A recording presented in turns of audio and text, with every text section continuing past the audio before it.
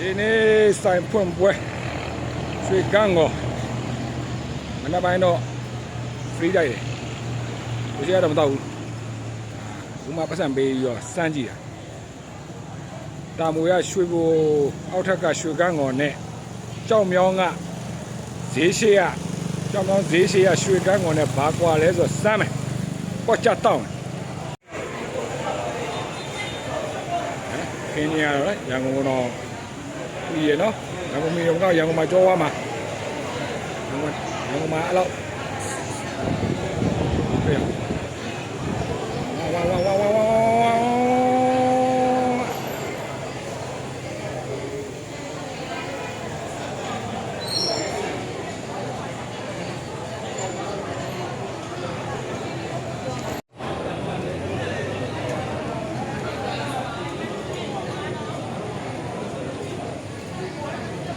ပေါ့ကြ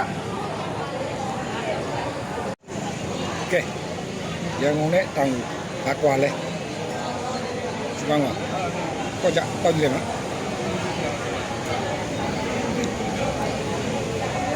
ဒီဝဲအဲ့တာမွေနာရွှေဘူအရကရွှေကန်းကောနဲ့ကြောင်မြောင်းရှေ့ရရွှေကန်းကောနဲ့တော်စီစီရပါရွှေကန်းကောနဲ့ဒီလိုပါပဲအဲ့လိုကိုကြီးကတော့အများနဲ့မလာနိုင်ပါဘူးတပည့်ရကိုကြီးတော်တော်ပူမကြိုက်တယ်သိမဘူးဒီလေးတောင်ပါလာပွင့်တော့တောင်မျိုးကုန်တက်တာပေါ့ဗျာခင်းလေးလေးရအစအကုန်လုံးအစရရန်ကုန်မိတယ်ရန်ကုန်ထဲတော့တာလေးလေကျွန်တော်ထိုင်ခဲ့တဲ့ချူကန်းကော်တွေထဲမှာပြောပြရနော်တဲဆိုင်တော့ကျွန်တော်ထိုင်ပြီးဆိုင်တော့၄၅ဆိုင်ရန်ကုန်ထိုင်ပြီးတောင်မျိုးတော့ပုံပြပါတယ်လက်ဖုံးပေးတဲ့